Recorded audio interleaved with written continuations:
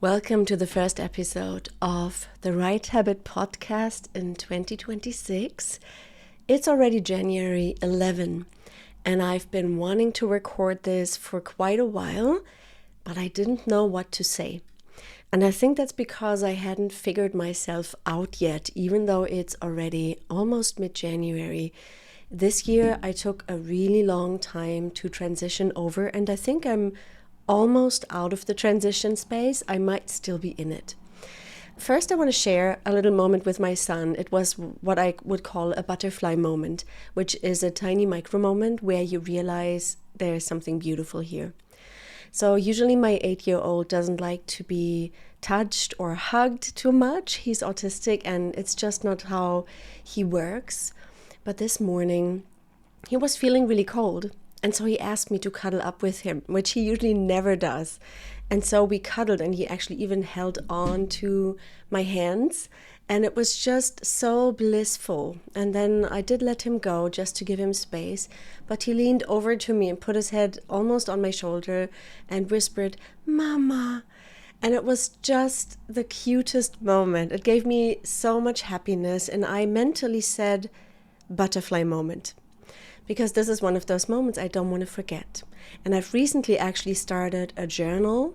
It's simply a calendar, a diary, where I note those butterfly moments. Because in 2026, I want to be able to experience more joy.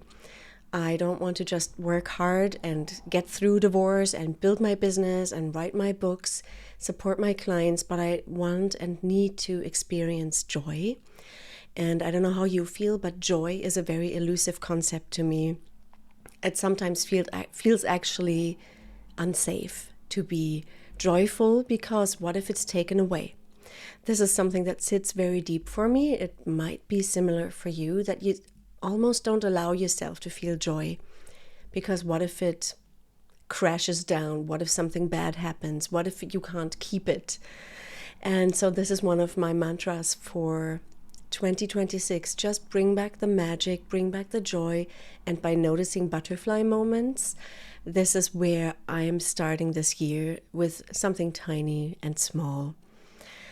So I had another question that I asked myself when I was sitting in my automatic writing this morning. I was asking, why am I unsure about my business this year? Because usually I have a few flagship programs, the 90-Day Accelerator, the Right Habit Booster, and some things around automatic writing and book coaching. But this year, I've been trying to sit down to plan my year with a big visual calendar, with a whiteboard, the typical tools that I use, because planning is great. I love it. It didn't happen. And I was really feeling, I'm doing it wrong. Why am I not able to plan? What's wrong with me? You know, that feeling of failure that sets in because on January 11, you still haven't figured out your whole year.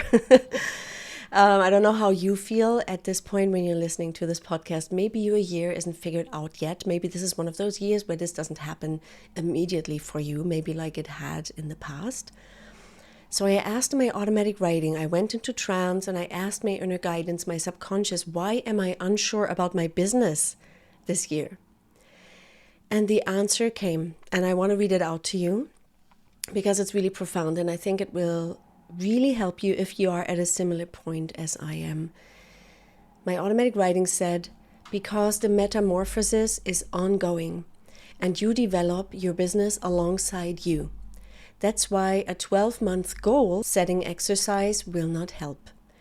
Your sense of safety, wanting to have it all planned, and your deep truth, just sort of creating programs as they come, those are competing. On the one side, you want deep planning and have safety, security, knowing what happens, just being able to see it all in front of you. The path is clear. On the other, you need deep alignment and truth, and you want to bring it up from energetics and bringing out the right programs for the people that are drawn to you that can maybe not be pre-planned. So this is the competition going on. And right now, for the first time in your life, that's what it said to me, the deep alignment, the truth, the integrity are winning. Wow. It's scary because it feels like a trade-off. You're trading off safety for inner truth.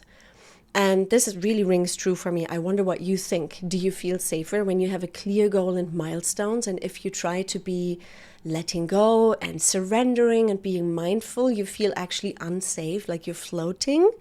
So if you internally are nodding, then I'd keep listening. I hope this episode helps you, because I got more insights in my automatic writing. The automatic writing was asking me, what if this other, more embodied and felt way is the actual safety you need? And the other one was a crutch. Because currently, actually, I have less money than I used to have in the past when I was planning quite a lot. It might be there will be less clarity when the money comes in, what programs are running. But at the same time, and this is what I'm feeling right now, within this uncertainty, for the first time, I am still feeling very aligned with myself. I'm feeling trusting and positive in the business. Don't ask me where it's coming from.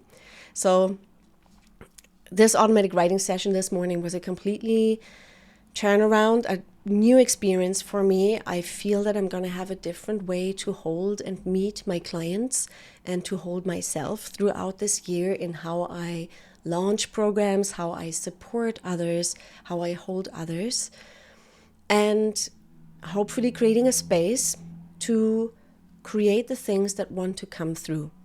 Now, I'm never not going to plan. I will still work with the Right Habit Planner, my own planner, which is almost full. It's somewhere in my bag because I took it to a cafe. I will still plan what I want to do each week, but I want to bring in the energetic, and I don't need the whole year figured out perfectly. Thinking more in terms of sacred starts, small containers to ease myself in. I will definitely run a mastermind, the book portal, that one I know. I will definitely publish You Are Already Free, the book that I've channeled. I will keep writing on other books that will come through. One of them is called Butterfly Moments, just as the intro of the podcast. So there are quite a few things that are clear to me, but I don't know exactly when. I will put things in place and I will call in help subconsciously from inner guidance, but also actually from an editor that I just hired. But at the same time, I'm not going to stress myself. I want to operate from feeling already free from stress. I want to feel already safe, and I want to trust that I will bring through what needs to be brought through. For that, I will keep reflecting. I will do small and embodied goal setting, but this year will hopefully feel different. So you can see that this idea at the start of the podcast, it's January 11. I haven't planned my year yet. I'm wrong. Something is wrong with me. Has completely shifted through the automatic writing process, through going into trance and asking and having a conversation with my inner guidance.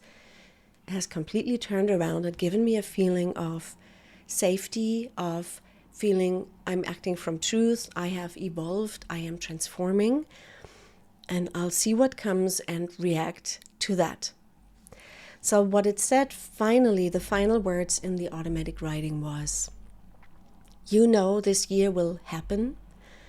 Alongside your own freedom journey, you will live that year of truth and trust and integrity, and you will share it deeply. And also, you know that butterfly moments and noticing those tiny moments that give you joy will be your antidote to any upcoming fear, stress, not feeling safe, or getting back into my old self. I really do wonder what that calls up in you. Are you hearing any whispers to go easy at your goal setting? Maybe just plan the first quarter, or maybe just have a few priorities and then tune in every week rather than fixated goal setting for the whole year ahead. Maybe that is something that speaks to you, maybe coming from a more embodied space. Maybe you're interested in learning automatic writing, and I'll put some information in the show notes. Maybe there's a book in the cards for you. If not, if you are simply wanting to keep up your journaling habit, your writing habit, that's also fine. Just sort of listen within. And welcome to 2026 with the Right Habit podcast and me, Nicole Jans. Welcome to tuning in to a deeper listening to yourself. And if you enjoyed this episode, subscribe, get on my email list, and look out for all the things that I'm trying to bring up in a much more sacred way for you and for myself this year. Thank you so much for tuning in.